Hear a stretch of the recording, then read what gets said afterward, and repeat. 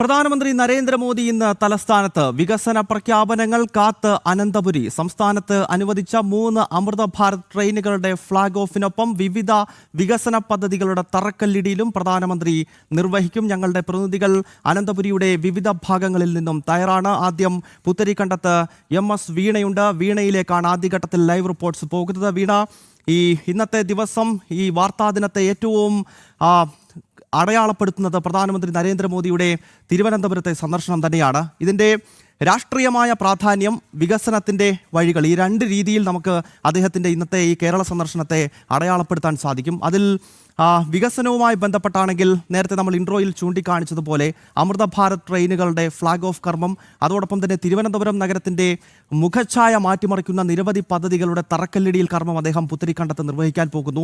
ഇനിയും രാഷ്ട്രീയ വശം നോക്കുകയാണെങ്കിൽ വളരെ സുപ്രധാനമായ ഒരു നിയമസഭാ തെരഞ്ഞെടുപ്പ് പടിവാതിക്കൽ എത്തി നിൽക്കുകയാണ്. അനന്തപുരിയുടെ ഭരണം ഇതാ BJPയുടെ കൈകളിലേക്ക് എത്തിയതിന് ശേഷമുള്ള പ്രധാനമന്ത്രിയുടെ ആദ്യത്തെ സന്ദർശനം. അങ്ങനെ 2 ദിശയിൽ നോക്കുമ്പോഴും വളരെയധികം കേരള രാഷ്ട്രീയത്തെ സംബന്ധിച്ചിടത്തോളം പ്രാധാന്യമുള്ളതാണ് ഇന്നത്തെ പ്രധാനമന്ത്രിയുടെ ഈ സന്ദർശനം എന്ന കാര്യത്തിൽ സംശയമില്ല. ഇപ്പോൾ പുത്തരിക്കണ്ടത്തെ വിശേഷങ്ങൾ എന്തൊക്കെയാണ്? അവിടേക്ക് ആളുകൾ എത്തിത്തുടങ്ങിയോ? എത്രത്തോളം വലിയ സുരക്ഷാ ക്രമീകരണങ്ങൾ ഒരുക്കിയിട്ടുണ്ട്?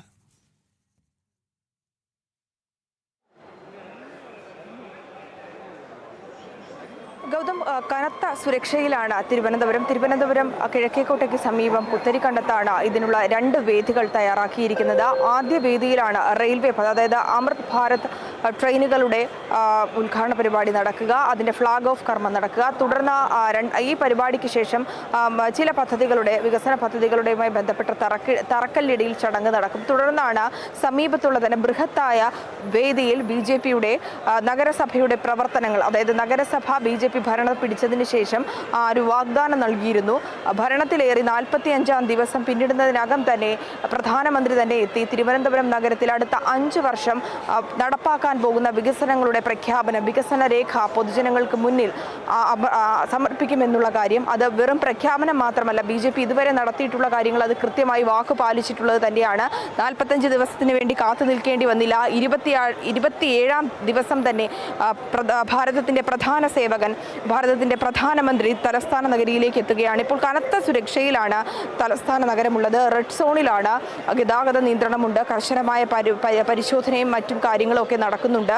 രാവിലെ 7 മണി മുതൽ തന്നെ നിരവധി പേരാണ് ഇങ്ങോട്ടേക്ക് എത്തിക്കൊണ്ടിരിക്കുന്നത്. കേരളത്തിൻ്റെ വിവിധ ഭാഗങ്ങളിൽ നിന്ന് പ്രധാനമന്ത്രിയെ കാണണം, ഈ ഒരു ചരിത്ര മുഹൂർത്തത്തിന് സാക്ഷ്യം വഹിക്കണമെന്നുള്ള ആഗ്രഹവുമായി എത്തിയ നിരവധി പ്രവർത്തകരുണ്ട്. പാസ് മുഖേനയാണ് എല്ലാവരെയും കയറ്റിവിടുന്നത്. കൃത്യമായിട്ടുള്ള പരിശോധനയുണ്ട്. ആ പാസ് മുഖേന തന്നെയാണ് ഓരോ പ്രവർത്തകരെയും, ഓരോ വ്യക്തികളെയും, ഓരോ നാട്ടുകാരെയും ഒക്കെ ഇങ്ങോട്ടേക്ക് കയറ്റിവിടുന്നത്. ഇത് തലസ്ഥാനത്തെ സംബന്ധിച്ചിടത്തോളം ഏറ്റവും പ്രധാനപ്പെട്ടതാണ്. ഇതിനു മുമ്പ് പ്രധാനമന്ത്രി ഇവിടെ എത്തിയിട്ടുണ്ടെങ്കിൽ പോലും ഇത്തവണ അത് ഈ പ്രഖ്യാപനങ്ങൾ, അതായത് തലസ്ഥാനത്തിൻ്റെ മുഖഛായ മാറ്റുന്ന പ്രഖ്യാപനങ്ങൾ തന്നെയാകും ഇവിടെ ഉണ്ടാകുക എന്നുള്ള കാര്യത്തിൽ സംശയമില്ല.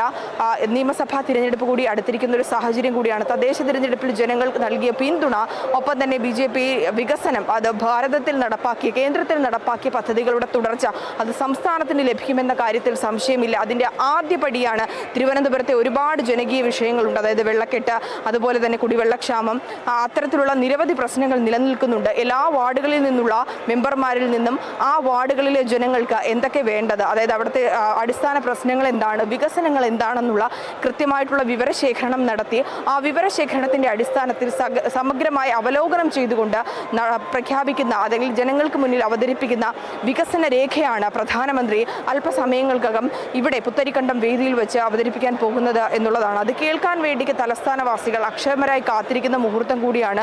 പ്രവർത്തകരടക്കം നിരവധി പേര് വരുന്നുണ്ട്. അതുപോലെ തന്നെ നാട്ടുകാരടക്കം നിരവധി പേര് വരുന്നുണ്ട്. പുറത്തുനിന്നൊക്കെ ചോദിക്കുന്നുണ്ട്, നമുക്ക് പ്രധാനമന്ത്രിയെ അടുത്ത് കാണാൻ കഴിയുമോ, അദ്ദേഹത്തിൻ്റെ പ്രഖ്യാപനം എങ്ങനെയായിരിക്കും. വലിയ തരത്തിലുള്ള പ്രതീക്ഷയാണ് ജനങ്ങൾ മുന്നോട്ട് വയ്ക്കുന്നത്.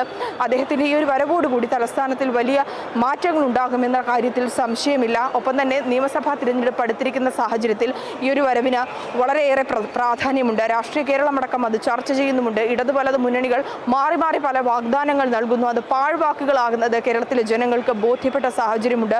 പ്രധാനമന്ത്രിയെ കണ്ട് അദ്ദേഹത്തിൻ്റെ പ്രഖ്യാപനം, അത് കേന്ദ്രത്തിൽ നടപ്പാക്കിയ വികസന പദ്ധതികളുടെ തുടർച്ച, അത് സംസ്ഥാനത്ത് ഇനി ഇരട്ടിയായി ലഭിക്കുമെന്നുള്ള കാര്യം കൂടി ഉറപ്പാണ്. അതായത് സംസ്ഥാനം പല സംസ്ഥാന സർക്കാർ പലതരത്തിലുള്ള വാഗ്ദാനങ്ങൾ നൽകുമ്പോൾ പോലും അത് പാലിക്കപ്പെടാത്ത ഒരു സാഹചര്യമുണ്ട്. കേന്ദ്ര പദ്ധതികളുടെ പേരിൽ നടക്കുന്ന പദ്ധതികൾ തങ്ങളാണ് നടത്തുന്നതെന്നുള്ള പൊള്ളയായ വാഗ്ദാനങ്ങളെക്കുറിച്ചും ജനങ്ങൾക്ക് മനസ്സിലായിട്ടുണ്ട്.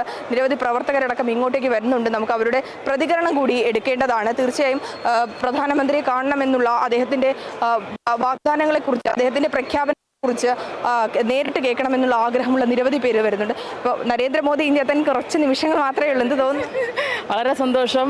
നമ്മുടെ ആദ്യമായിട്ട് തിരുവനന്തപുരം നഗരസഭ അധികാരത്തിൽ വന്നതിന് ശേഷം ആദ്യമായിട്ട് മോദിജി എത്തുകയാണ്. പറഞ്ഞ വാക്കുകൾ പാലിച്ചുകൊണ്ട് ഒരുപാട് നല്ല ആൾക്കാർക്ക് ഒരുപാട് പ്രതീക്ഷ കൊടുക്കുന്ന പ്രഖ്യാപനങ്ങളുമായിട്ട് ഞങ്ങൾ കാത്തിരിക്കുന്നു. മാറ്റമുണ്ടാകും. മാറാത്തത് നമ്മൾ മാറി എന്നുള്ളതാണ്. അത് ജനങ്ങൾക്ക് ബോധ്യപ്പെട്ടു. ആ പ്രഖ്യാപനം തീർച്ചയായിട്ടും മാറാത്തത് മാറി. ആ മുദ്രാവാക്യം യാഥാർത്ഥ്യമായി. എല്ലാവരും ഒരുപാട് സന്തോഷത്തിലാണ്, പ്രതീക്ഷയിലാണ്. തീർച്ചയായും വരുന്നവർക്കൊക്കെ എത്ര തന്നെയാണ് അദ്ദേഹത്തിൻ്റെ വാക്കുകൾ, ആ പ്രഖ്യാപനങ്ങൾ നേരിട്ട് കേൾക്കണം. അത് വാഗ്ദാനങ്ങൾ പാലിക്കപ്പെടുന്നു എന്നുള്ളതാണ്. നിരവധി പേർ, അതായത് സംസ്ഥാന തിരുവനന്തപുരത്തുകാർ മാത്രമല്ല, മലപ്പുറത്തു നിന്നും അങ്ങനെ വിവിധ ജില്ലകളിൽ നിന്ന് വരുന്ന നിരവധി പേരുണ്ട്. അദ്ദേഹത്തെ കാണണമെന്നുള്ള. പ്രധാനമന്ത്രി എത്തുകയാണ് വീണ്ടും. എന്ത് തോന്നി? ഒരുപാട് അഭിമാനം, സന്തോഷം സന്തോഷം സന്തോഷം. ചില പ്രഖ്യാപനങ്ങൾ കൂടി. സന്തോഷം, വളരെ സന്തോഷം. ഞാൻ കൗൺസിലറാണ്, തിരുവനന്തപുരം ആലത്തറ വാർഡിൻ്റെ കൗൺസിലറാണ്. ഈ ഒരു നിമിഷം നമുക്ക് ഏറ്റവും സന്തോഷം നിറഞ്ഞ സമയമാണ്. തീർച്ചയായും ആ ഒരു നിമിഷത്തിന് വേണ്ടി എല്ലാവരും സന്തോഷത്തിലാണ്. അദ്ദേഹത്തിൻ്റെ വരവിനായി കാത്തിരിക്കുകയാണ്. കർശനമായി വരുന്നവരുടെയൊക്കെ പാസുകൾ പരിശോധിച്ചതിന് ശേഷമാണ് വേദിക്കകത്തേക്ക് പ്രവേശിപ്പിക്കുന്നതും. വാഹനങ്ങൾ പാർക്ക് ചെയ്യുന്നതിനും മറ്റുമായി കൃത്യമായിട്ടുള്ള സജ്ജീകരണങ്ങളും ഇവിടെ ഒരുക്കിയിട്ടുണ്ട്. അദ്ദേഹത്തിൻ്റെ വരവിനൊപ്പം തന്നെ അദ്ദേഹത്തിൻ്റെ വാക്കുകൾ കേൾക്കുവാനുമാണ് പുത്തരിക്കണ്ടത്തെ മൈതാനത്തിൽ ലക്ഷോപലക്ഷം ജനങ്ങൾ കാത്തിരിക്കുന്നത്. വീണ, ഒപ്പം ഈ വികസന രേഖയുമായി ബന്ധപ്പെട്ട് ഇന്നിപ്പോൾ പ്രധാനമന്ത്രി നടത്താൻ പോകുന്ന പ്രഖ്യാപനമാണല്ലോ മറ്റൊരു ശ്രദ്ധേയമായ ഘടകമാകുന്നത്. കാരണം ഇന്നിപ്പോൾ 27ാമത്തെ ദിവസമാണ് വി രാജേഷ് തിരുവനന്തപുരത്തിൻ്റെ മേയറായിട്ട്. ഈ തെരഞ്ഞെടുപ്പ് കാലത്ത് BJP മുന്നോട്ട് വെച്ച ഏറ്റവും പ്രധാനപ്പെട്ട പ്രഖ്യാപനങ്ങളിലൊന്ന് തിരുവനന്തപുരം കോർപ്പറേഷൻ്റെ ഭരണം BJP പിടിക്കുകയാണെങ്കിൽ 45 ദിവസത്തിനകം ഭാരതത്തിൻ്റെ പ്രധാനമന്ത്രിയെ തലസ്ഥാനത്തെത്തിച്ച് വരുന്ന 5 വർഷക്കാലം എങ്ങനെയാണ് ഈ കോർപ്പറേഷൻ്റെ ഭരണം മുന്നോട്ട് കൊണ്ടുപോകുക, ഭാരതത്തിലെ തന്നെ ഏറ്റവും ശ്രദ്ധേയമായ ഒരു നഗരമായി എങ്ങനെ ഈ തലസ്ഥാന നഗരിയെ മാറ്റുമെന്ന പ്രഖ്യാപനം BJP നടത്തും. അത് പ്രധാനമന്ത്രി നരേന്ദ്രമോദി തന്നെ നടത്തുമെന്നത് തെരഞ്ഞെടുപ്പ് കാലത്തുള്ള പാർട്ടിയുടെ പ്രധാനപ്പെട്ട വാഗ്ദാനങ്ങളിൽ ഒന്നായിരുന്നു.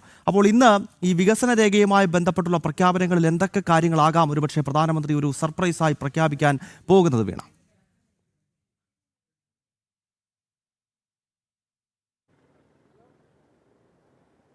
തലസ്ഥാനവാസികളെ സംബന്ധിച്ചിടത്തോളം പലതരത്തിലുള്ള വാഗ്ദാനങ്ങൾ കേട്ട് മടുത്തവരാണ്. ഇടതു വലതു മുന്നണികൾ മാറി മാറി ഫലിച്ചെങ്കിലും ആ വാഗ്ദാനങ്ങൾ പാഴ്വാക്കായി മാറുന്ന സാഹചര്യമാണ് കഴിഞ്ഞ വർഷങ്ങളിലെല്ലാം നമ്മൾ കണ്ടത്. 45 വർഷത്തെ ഇടതു ഭരണത്തിന് അറുതി വരുത്തിക്കൊണ്ട് ജനദ്രോഹ വിരുദ്ധമായിട്ടുള്ള നടപടികൾക്കെതിരെ ശക്തമായിട്ടുള്ളൊരു മറുപടി തന്നെയാണ് തിരുവനന്തപുരത്തെ നഗരവാസികൾ നൽകിയത്. തിരുവനന്തപുരത്തിൽ അതിനുശേഷം BJP അധികാരത്തിലേറുന്നു.